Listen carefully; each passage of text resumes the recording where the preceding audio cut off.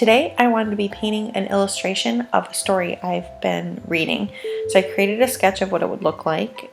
This is the book I'm reading, The Near Witch, and it's kind of like this cool witchy, spooky, kind of fun book. Anyways, so I mixed up a gray color to first do a kind of paint sketch so I have an idea of if the sketch will fit on the paper and how to fit it on the paper. And once that dries, I'll be able to actually paint the whole entire image out over it.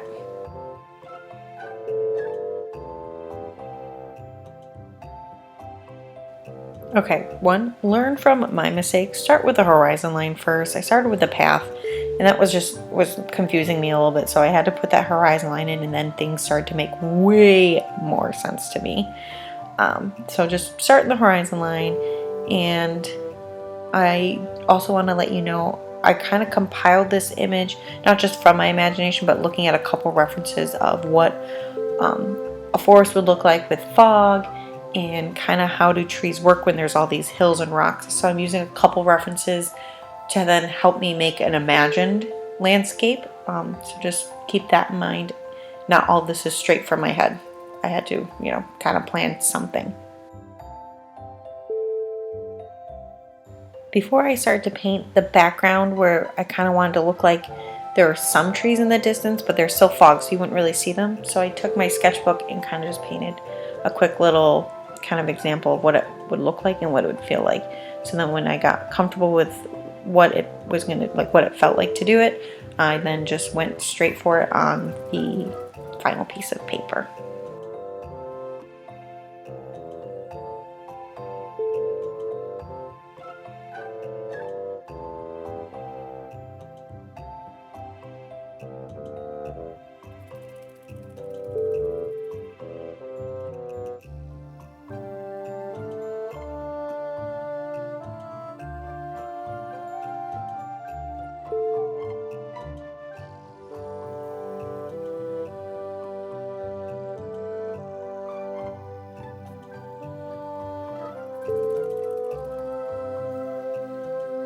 So because I mixed that lighter gray tone with my paintbrush, the paintbrush took a little bit longer to clean. So that's what I'm actually doing right now, is really trying to clean that paintbrush really, really well so that I can go in with the white to add a couple white spots here and there. And I also want to let you know that as you see, I switch between different size paintbrushes for the small details and the, or to get like a small area, to then like a big one if I'm trying to brush out a huge area. So just keep that in mind that different size paintbrushes are made for a reason, and you might as well use as many as you can if you have them.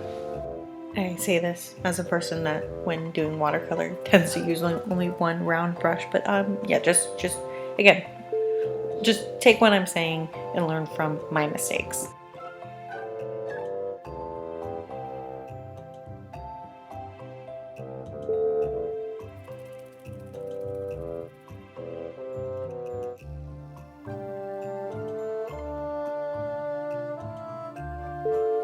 With the background complete, I wanted to start kind of doing a little bit of that middle ground.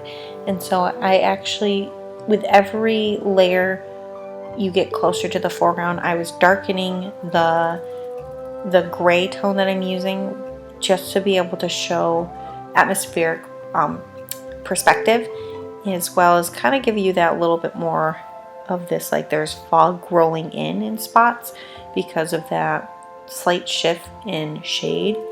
It kind of helps break up the space, and it, to me, makes it just, especially I guess because I'm using the gray tone, makes it feel like a foggy afternoon inside of a moor forest. And I do apologize, I was standing while I was doing this painting because I'm feeling a little bit restless. So while standing, that tends to get my forehead into the camera view, so I apologize that you have to see the top of my head.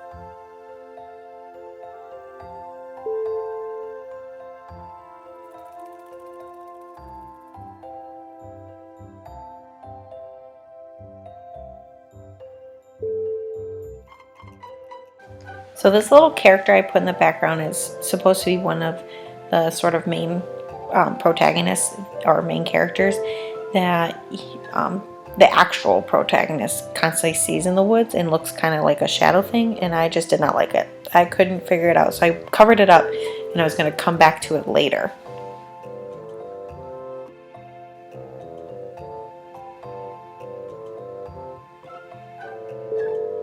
Excuse me, hello, move. Excuse me, you're in the way, move. Thank you.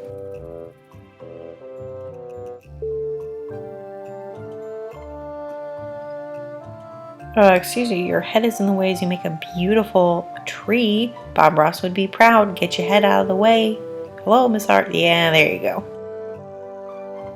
And like Bob Ross always says, every happy tree needs a little friend.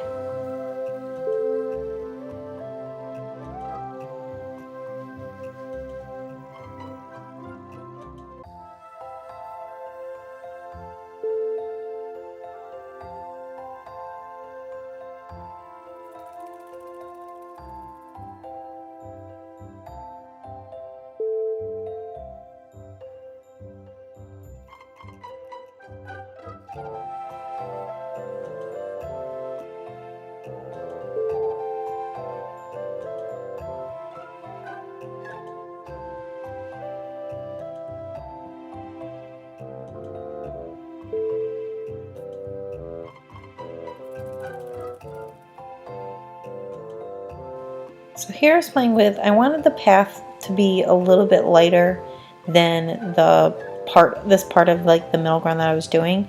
And it starts, like I start to add white to it and it kind of starts to look to me more like a river and not much of a path. So I keep working with it, but later on you'll see that I actually kind of do that same tone I did in the one step further middle ground. So I had the background, the middle ground, this middle ground. So I have like two middle-ish grounds and then my foreground. But like, see how it kind of looks more like maybe it's the shape and mixed with that slight bit of white there, but it starts to look more like a river. So I try to fix it, and anyways, I go over it with a little bit of gray at the very end, and it kind of really just send it to another level.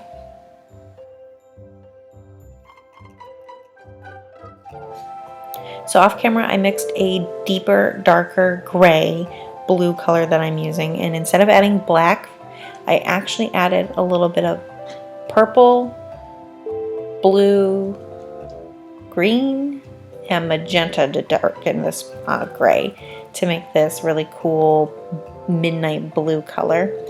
And so I used that as my foreground, and then later I will go in with a little bit of black in that color to do like things that are a little bit closer, like rocks and a little bit of the shadow, so that this big giant tree doesn't kind of mix in with fully the foreground, kind of stands out just a little bit. I do have to say, I really, really enjoyed doing this painting. I did something like this about a year ago on a smaller scale, and I kind of was really playing around with how to create fog in layers in woods, and clearly because I'm so into it, you can tell because I keep putting my head in the shot. Hello! I need to remember not to do that. Anyways, but I was really having a lot of fun just painting and really seeing how to push the different layers and how to keep them separate from each other, and trying to layer things on top while using only really one color, a monochromatic color scheme. I at first was thinking of adding some color in here to make it look more like a realistic photograph, because even when you're standing in the woods with fog, the closest things you see have color. But the more I worked on it, the more I saw and felt that keeping it monochromatic would make it, I think, a little more impactful and give you more of this sense of eerie, something strange is going on. So yeah, I stuck with it. You'll see I'm trying to make these little rocks in the background, in the middle ground, and later on they're not there because I ended up not liking them and they were just frustrating me, and so I think I painted over that whole section again. I'll let them look later on. but it was just not doing what I wanted to do. And I kept trying. You can see I keep trying to make them work, and they start to look a little more like clouds, but it also, I guess it looks like it has fog underneath. I don't know. We'll see what happens.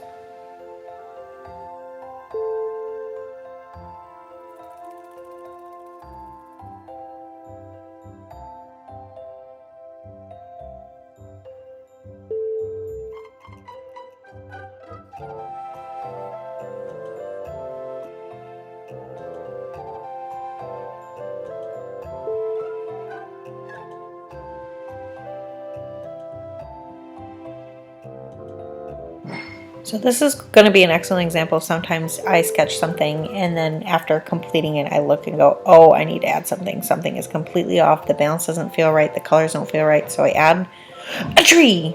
Surprising. It just helps bring a balance to the piece and continues the movement throughout. So it's all staying in on the image, and the one side didn't feel so empty anymore. I made a big goof, didn't press record, and so you didn't get to see me add the last little details in the foreground. Whoops!